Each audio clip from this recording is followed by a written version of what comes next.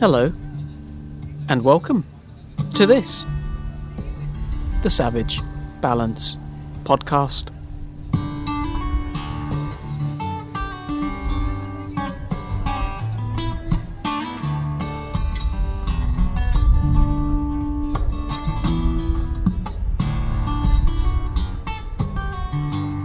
Hello everyone, how you doing? Welcome to this episode number 12 of the Savage Balance Podcast. How are you all doing? I hope you're okay. I hope you've had a good, joy-filled start to this year, really, to 2021. I hope it's been already more positive than, I guess, the general zeitgeist or the general mood that we experienced in 2020. I'm trying to do some more positive stuff. I've just been watching an avant-garde vegan cooking video, actually, is the most recent one. Actually, I can prove it if I just get my laptop click here.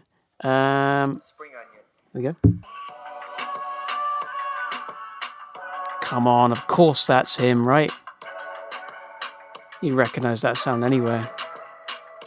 Anyway, you know what? I'll probably be mentioning him a bit later because, as you are aware, by the episode heading, shall we say, this is sort of a vegan episode. It's got two parts in one, two for the price of one. It's the same as the price of one, though, because it's all free, because I don't charge. There's no paywall. Maybe there'll be a Patreon one day. I think that will probably happen because that would be nice. But anyway, this has two parts. The first part is a short piece of creative writing I did called Vegan Senses. It's a bit of fun. It's a bit silly, but I enjoyed writing it, and I enjoyed writing about kind of veganism in a fun, creative way. The second part is going to be more to do with Veganuary. Just a few little tips and a few little thoughts for anybody who's going through it or interested in it. If you're interested in vegan material on this, first of all, it's not exclusively vegan, this podcast, but there will certainly be more vegan episodes coming up. I've got lots. I'm very passionate about it, so there will be other things coming up, so don't you worry. But if once you finish this, you want a bit more, pop on to a couple of our interviews that we've already done. Episodes 3 and 4, Juliet Galatly from Viva, the wonderful vegan charity, talking about zoonotic diseases and COVID-19, coronavirus and pandemics in general, and the links between veganism and factory farming and animal exploitation, the way we use them in pharmaceuticals, really interesting. And episode 8, although that's not a specifically vegan podcast, is a chat with Simon Ranger from Seaweed Health Foundation, and he's talking about really the immune boosting properties of seaweed and really their benefits to all people. But I guess there's a bit of talk in there about veganism, and I think it's it's an important part of a vegan's diet now that I've listened to what he said. He's very convincing. So so check those out. But let's jump straight into the first part of this, shall we? This is just a bit of silly fun. I've always wanted to find a way to write about veganism in a fun way. It's a heavy subject, but I think I found a way of approaching it in this. Anyway, let's not do any more waffling, shall we? Let's just jump straight into it. This is a little thing I like to call Vegan Senses.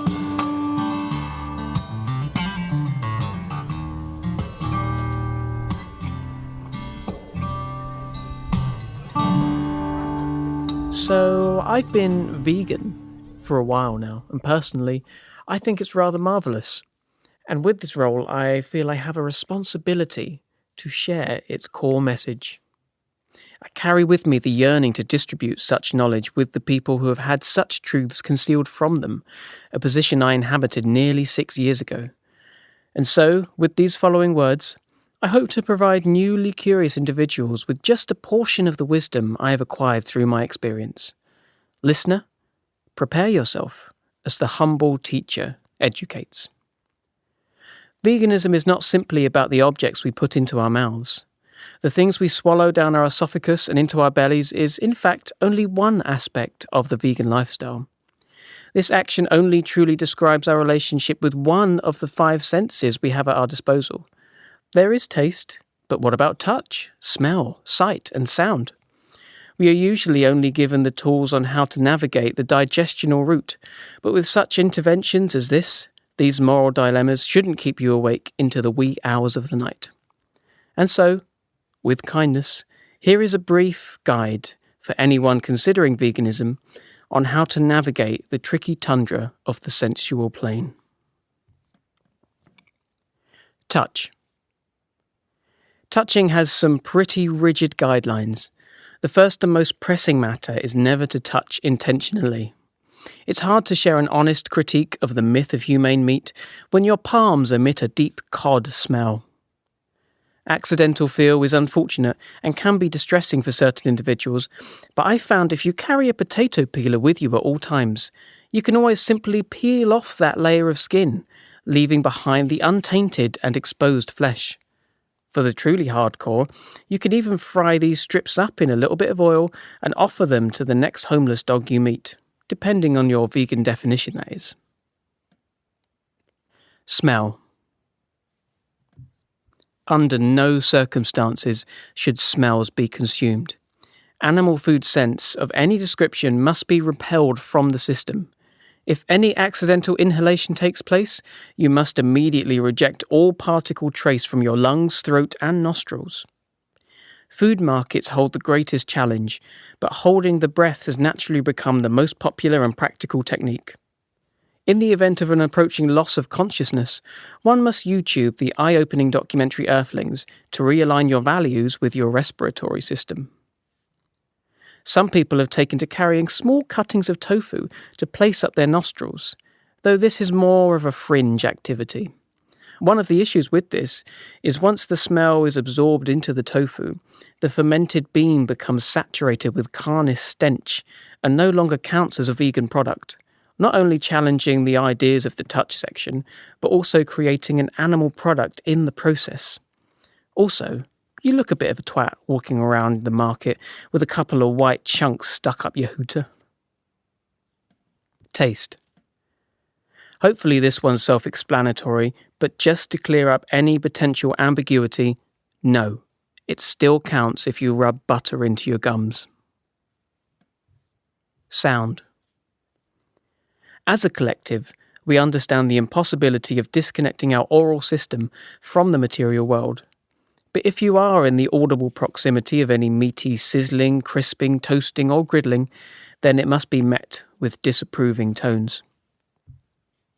We can use our vocal abilities, should we have one, either as a counter-protest or just to mask the dominant sound, to provide an alternative soundtrack for people to selectively tune into. If some bacon is being fried, you can always spout off an impromptu speech about the stress hormones found in beef, or an in-depth analysis of Carol J. Adams' The Sexual Politics of Meat. Though these are excellent examples, a simple, sustained, audible groan will also suffice. A low, continuous, monotone exhalation will certainly achieve the desired effect. If you choose the discussion route, you can make it specific to the animal currently being cooked, or you can go completely off topic and discuss the medicinal nature of certain herbs. That choice is up to you. Here's an example of how that might go. What is it about meat that makes it a symbol and celebration of male dominance? Sorry, mate? In many ways, gender inequality is built into the species inequality that meat eating proclaims, because for most cultures obtaining meat was performed by men. Meat was a badge. And if we have no vocal ability, I would thoroughly recommend a vuvuzela. I don't want to hear it right now. Then the control of economic resource was in their hands. Women's status is inversely related to the importance of meat in non-technological society. Men who decide to eschew meat eating are deemed... Sight. Vision is a process fraught with potential issues, but there are methods available to treat any excess residue. I'll run through a scenario with you to help you further understand the procedure. You may find yourself, one day, gazing lazily at a breaded chicken product, unwittingly lingering a fraction too long at the panko-encased poultry, for example. Firstly, don't panic. The first step towards healing is awareness. Once you've identified the moment, you must sweep the proximity and seek out your nearest fellow vegan. This can be achieved by simply standing next to the fish counter and seeking out the faces filled with abject horror and despair. If no vegan is to be found, immediately consult your nearest social media, remembering to commune with yourself properly to decipher the correct emoji that truthfully showcases your remorse. A racing car or a bucking horse just won't do. Attention to visual inflection is key. The next step is confession. You must vocalize this discretion with your peer. This act can only be effectively performed if spoken with a combination of honesty, vulnerability, and humility. It may be a challenging moment to face, but it is in this embarrassment, this frustration, this angst-ridden torment that you commend your past misdemeanors. The path to healing lies in the pain. Finally, the vegan who has given you their time, patience, and kindness thanks you for your honesty and gives you their full blessing. It is through your connection and shared compassion that this transaction takes place. The forgiveness manifests from the mutual understanding that we are all fallible human beings, trying our best to live intentional, ethical lives, and that the pursuit of perfection can only result in the breeding of shame. Once the confession has taken place, you're more than welcome to continue shopping for your caramelized onion hummus and Linda McCartney scampi bites. Thanks for taking the time to listen to this. Here are some additional bullet points you may wish to consider when contemplating the transition over. Firstly, you must not wear any items made of animal products. No leather, wool, goose, angora, or ball bag money pouches. However, you are permitted to offer your own skin as clothing for any complicit animal in need of warmth, security, shelter, or just kooky, funky, trend-setting fashion options. Best not pay attention to Piers Morgan. Still be nice, because it is good to be nice. Chewing your own toenails is okay as long as you consent. Be kind to pigeons. Walk around them in the street, not through them. And above all, please remember to be kind to animals, because really, they're the ones who are rather marvellous. So there we go. That was a little piece of writing that I called Vegan Senses. I found it quite hard actually to name it because vegan senses. I didn't want to put anyone off who might think it's sort of talking about anything too seriously or too, maybe even spiritually. That might be a word that puts some people off. In fact, that's another podcast I think I will do at some point, talking about spirituality, atheism, links between definitions, and just exploring those ideas a little bit. But, it's. I also didn't want people to think it was too righteous and stuff like that. The name is quite hard. But I think it's sort of accurate and apt as to what the story is, because it's about vegan senses. I guess just senses in general in that sense, but from a vegan perspective. I hope you enjoyed that. I hope you found that fun. You're more than welcome, to duck out there if you want. It's probably not the best thing to say in a podcast that you want people to listen to and to support. But this is going to be now more of a talk about sort of Veganuary. It's that time of the year. It's the beginning of the year, New Year's resolutions. People are looking to kickstart their health, kickstart their happiness, try to find a new positive way to sort of use this motivation and energy. And Veganuary is a very good choice, I think, to be honest. Why not? Give it a go. You haven't got anything to lose, in my opinion. There's a lot to gain. So really, all I've got is just a couple of short tips, really. I don't think they're anything too specific or major. Lots of people are talking about it. Lots of people have lots of things to say. This is more of a kind of little supplement thing, just a couple of things maybe you potentially hadn't thought about before. I don't even think these are necessarily the main things. These are just things I think about when I think of Veganuary and my personal journey. I guess also that's another point, they're quite personal to me in that sense as well, and things that maybe I need reminding of, or needed, or not needed reminding of, but helped me when I was first considering this. At the time, I considered it as a diet rather than a philosophy. So, yeah, it's just a few thoughts that I've had. I'd probably absolutely consider it more of a philosophy now. The diet comes with the philosophy. So that's sort of my aspect, which I'm coming from. Just before that, though, I will briefly mention that I think I'm promising podcasts left, right, and centre here, but this is one I will definitely do. I will at some point do a podcast in the future on the rise of veganism and its sort of economic flourish and its sort of monetary growth, because I have a lot of thoughts and feelings about that. And I guess a lot of it ties into Veganuary, ties into feelings around, because this is a time of year when a lot of companies, a lot of big food chains release lots of vegan options. And I have a lot of different, let's say, conflicting feelings about that. But I don't really want to talk about it in this space. This is a time of, New Year.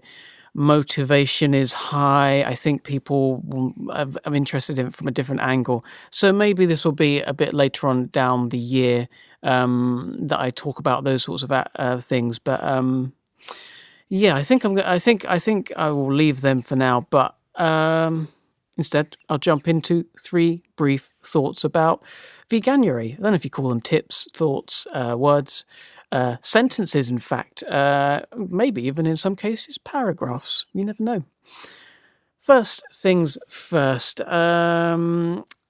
know what? I wrote my notes out in longhand, and I didn't take the time to read them beforehand. And now I'm trying to scan read them as I talk for you and delay for time. What I could do is just go silent for a second and then just edit the silence out. I'm not gonna. Instead, I'm gonna vaguely flip through it, waste your time and mine, and I think not even do it effectively.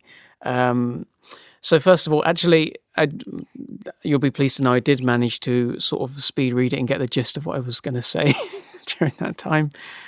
So there, not a complete waste of time, was it? Was it? No, it wasn't.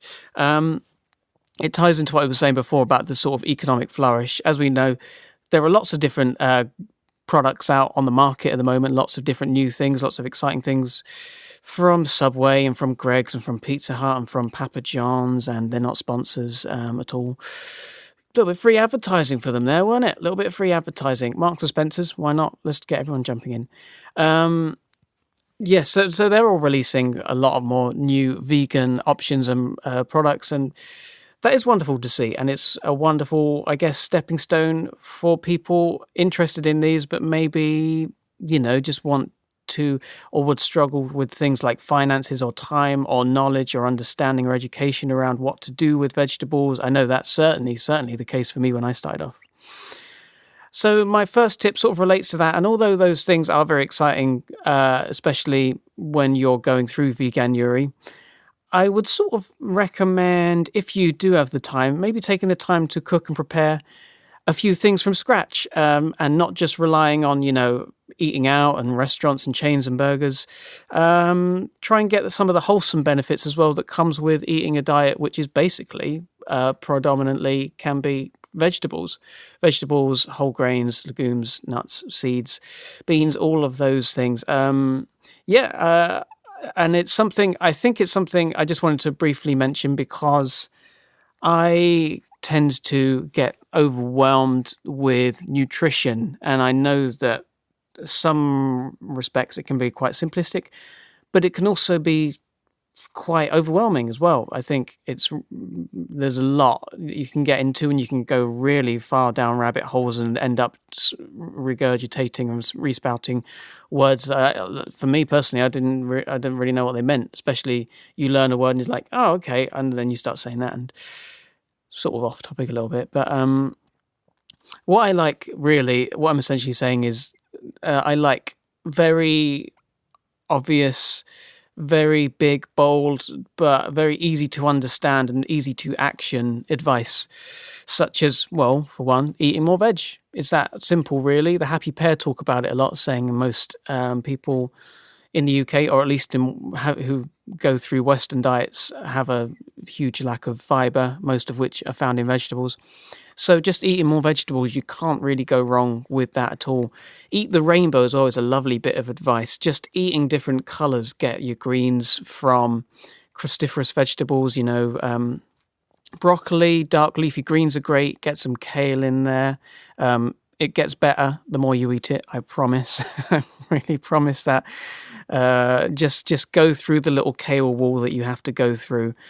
And when you start feeling the benefits of ingesting more kale, the taste comes with it. I promise you. The denser the color as well, the more the nutrients. That's something. So if you're eating the rainbow, maybe try to choose more vibrant foods. Get your orange sweet potatoes with onions and stuff. Maybe choose a red onion because, again, the dense color, and the beetroot as well for a bit of red there. A purple cabbage be really good for that as well. Blueberries to get there, yellow peppers, sweet corn. Just try to eat a variety of colors and try to get dense colors as well, and it will really help you nutritionally without having to understand all the extra stuff that I don't understand, really. Also, I mentioned it briefly before, I did an episode on seaweed, and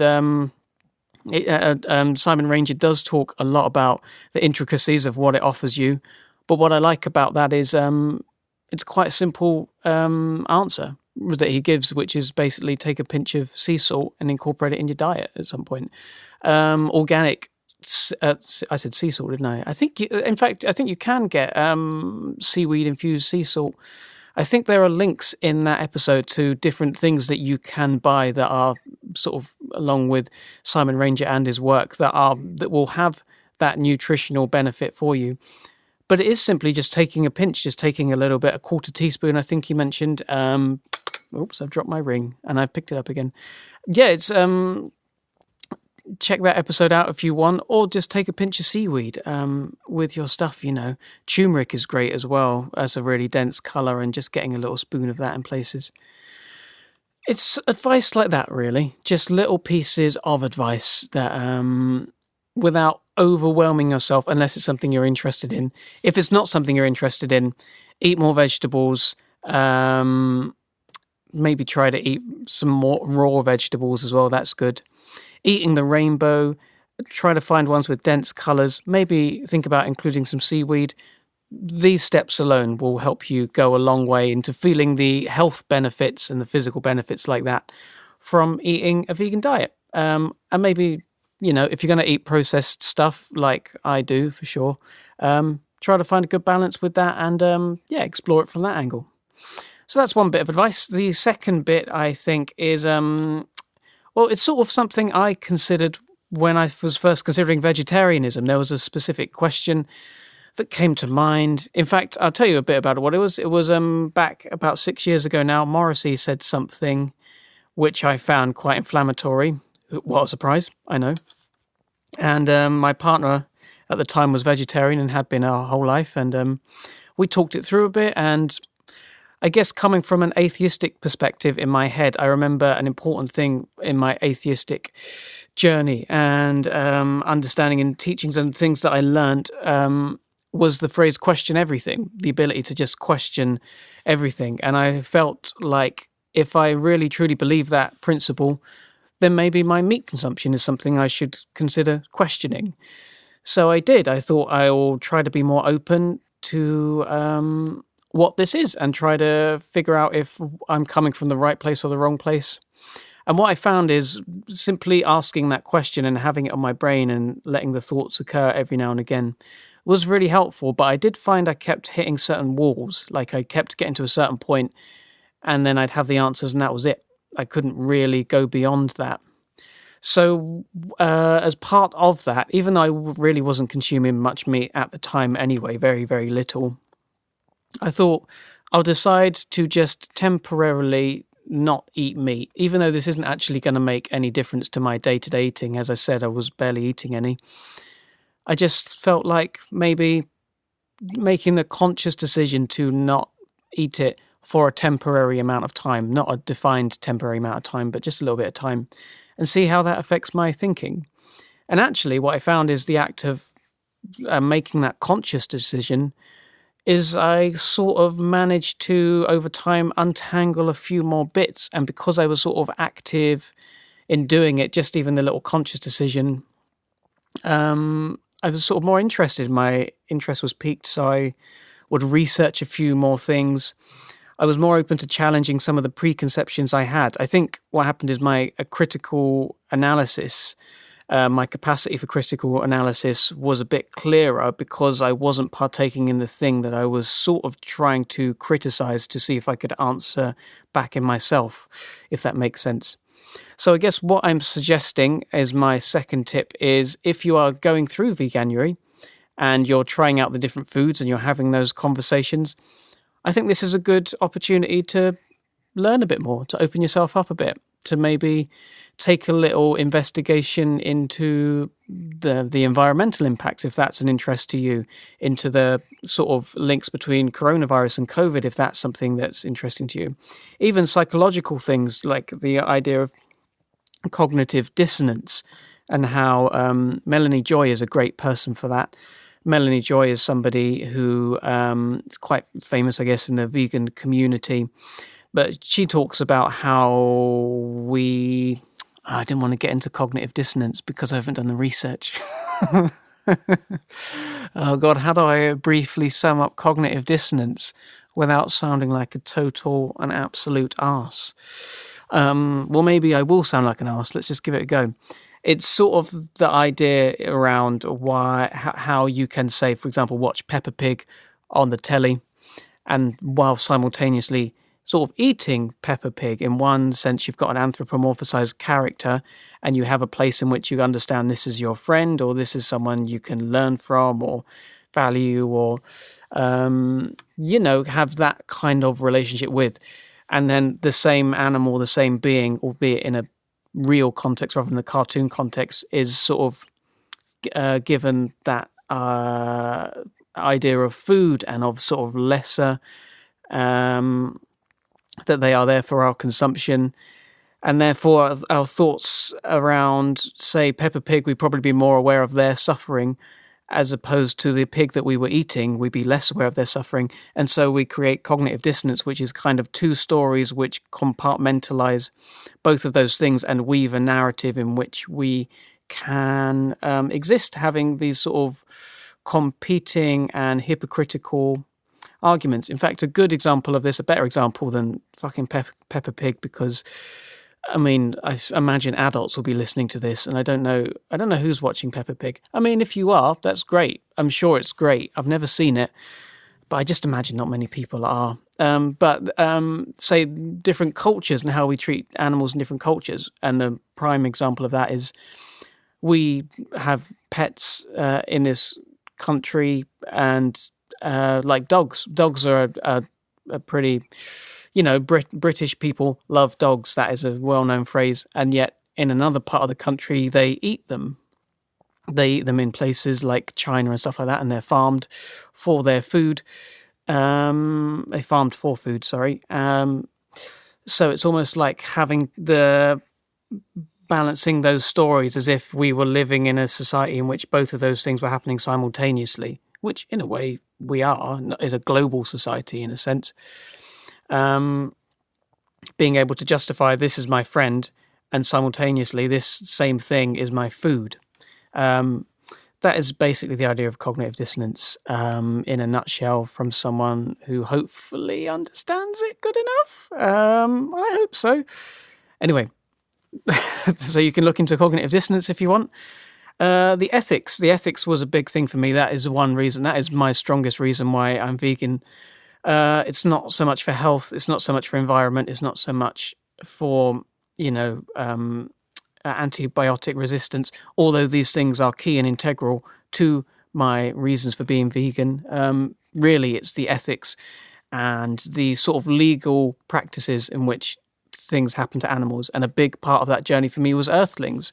And I know a lot of people are resistant for watching it because, quite frankly, it's quite hard. It's a really hard watch. It's harrowing and it's hard, but this might be a good time. If you're going through Veganuary and you're just enjoying the food and you want to try the diet out for a health reason, maybe this is a good opportunity to pop on, 2 minutes of it. It's free online, it's free on YouTube. And in fact, a lot of the things I'll talk about, I'll put links in the bio. So there'll be a link down below for you to watch Earthlings for free, either on YouTube or on the website. And even maybe just a minute or two, that's an option open to you. So yeah, the second bit of advice is while you're on this journey for whatever reason, maybe it can open you up to different aspects of veganism. If you're doing it for health, why not look up the environment? If you're doing it for the environment, why not look up the ethics? If you're doing it for the ethics, why not look up antibiotic resistance? That's my second bit of advice. The third bit of advice, which I guess is just it's less vegan orientated than the others, but I can imagine a few people, motivation's high at first, a week or two in, this is going great, I'm having all these options and stuff. Second week, maybe you're getting a bit tired, maybe you're getting a bit antsy, maybe there's still a bit of cheese in the fridge, maybe you fancy going to eat that cheese because, whatever, it's only a little piece of cheese, right? What does it matter that much? I would advise you at that point to just sit with that feeling just for a second, just pause with it and just investigate what that feeling is, because when the motivation was high and when you felt this urge, you'd sort of made a commitment to trying something out for a month to see how this vegan thing would be for you for a month. And, a few weeks in, get it, it's a bit tiring, it's a bit boring and stuff. It can be hard, but maybe just sitting and pausing. What is that feeling? What is that reason that you're reaching for that piece of cheese now? What is it about it? And then maybe taking time to reflect on what the reasons were that you were trying it out in the first place. Maybe it was health. Maybe it was environmental impact. Maybe it was just a friend. Maybe you're helping out a housemate. Maybe you just don't want to do it and you've decided to be there for the other person while they're doing it. Whatever the reason, maybe just remind yourself and see if you can reconnect with those reasons and those, the reasons why you were first interested in doing this in the first place, and just see how that feels. Just see where you sit with that afterwards. But just taking that moment to pause before taking up old habits before the month is up. Because there still could be more learning to do. There could be still more things that you could gain from it and getting out of it. And once you start that piece, once you have that piece of cheese, what's the difference in having a second piece of cheese? You've already had one, and a third and a fourth, and before you know it, you're back to vegetarianism or pescatarianism or meat eating or, I guess, carnivore diet. I wonder how many people who are on the carnivore diet are doing Veganuary. That would be interesting, wouldn't it? I wonder.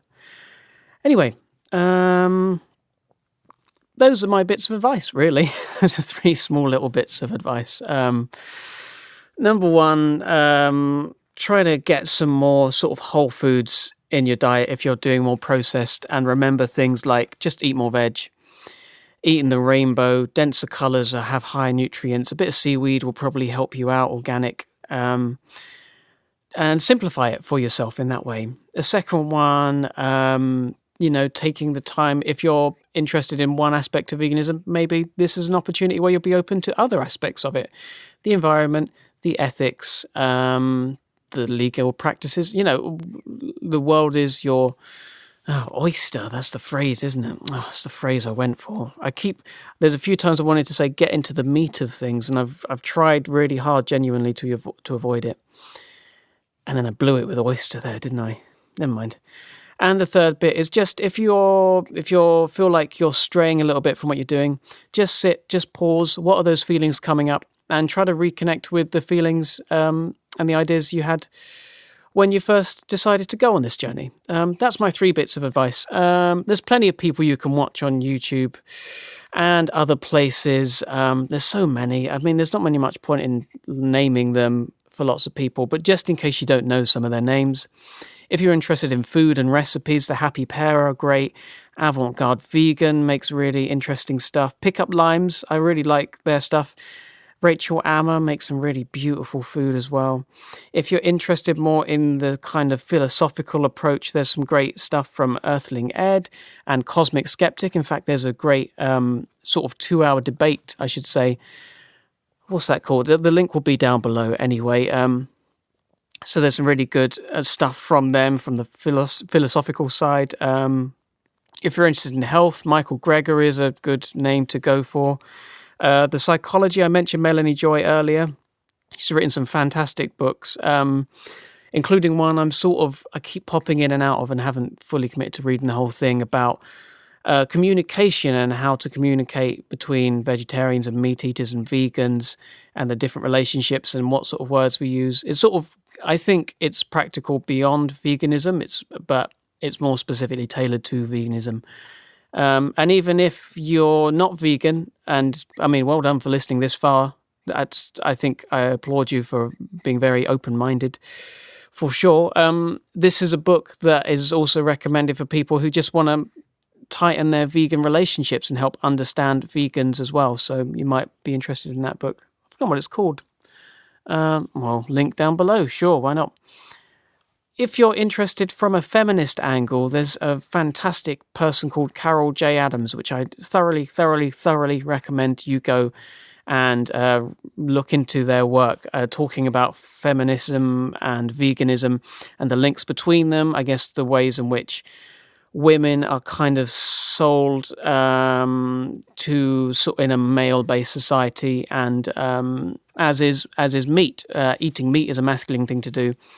And women's bodies are usually sexualized in the way they combined. Also things around, cows' bodies, female cows' bodies. Well, I think, cows are females, aren't they? So I want to say female cows now, as if that's the phrase. Anyway, female cows and their reproductive organs and hens and stuff and eggs and the dairy links between that. I'm going to ask them to be on the podcast at some point, and I really hope they agree, because I'd love to chat to them. I got some of their books, and they're wonderful. That's Carol J. Adams. There'll be links to all those people below. That's it, really. That's my vegan waffle over. Thanks for sticking with it. I hope you've got something out of it. Next week, I will be playing an interview recorded on minimalism, in which, again, there'll be just a little bit of vegan talk in there. I do a show on Future Radio in Norwich called Future Vegan. So I get to interview people on there, and this is a great interview I did before. And so the majority of it is about minimalism, but it's recorded for a vegan show. So there is often a few vegan things thrown in the mix as well. So it's because there are links between the two. So that's a good one actually as well. I should have mentioned that earlier, that's coming up next week. If you stayed with it, good, it exists. That's a great chat on minimalism next week.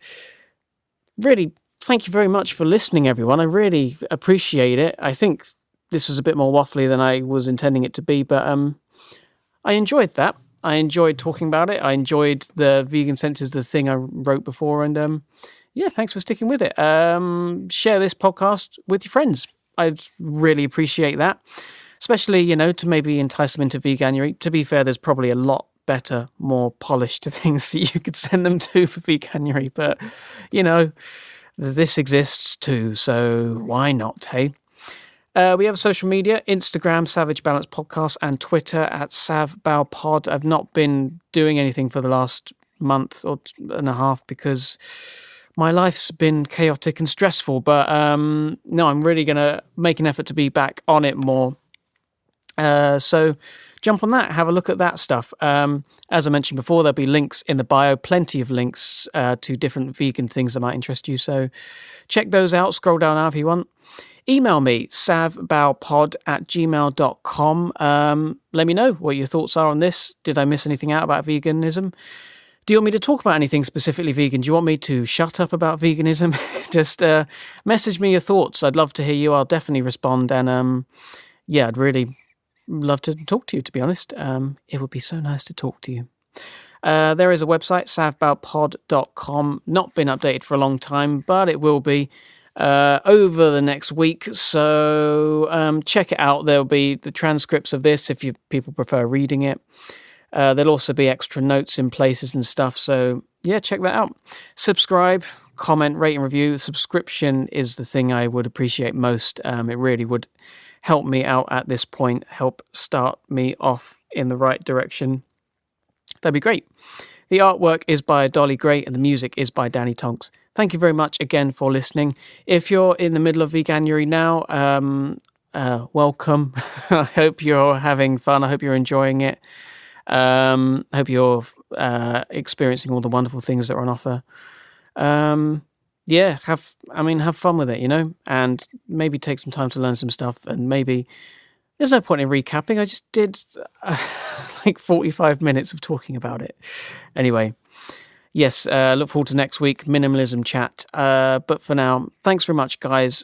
Be kind to yourself. Be kind to other people. Be compassionate to yourself. Be sympathetic, non-judgmental. Offer yourself kindness. Take a moment to breathe, to pause. And I'll see you next week. Bye for now.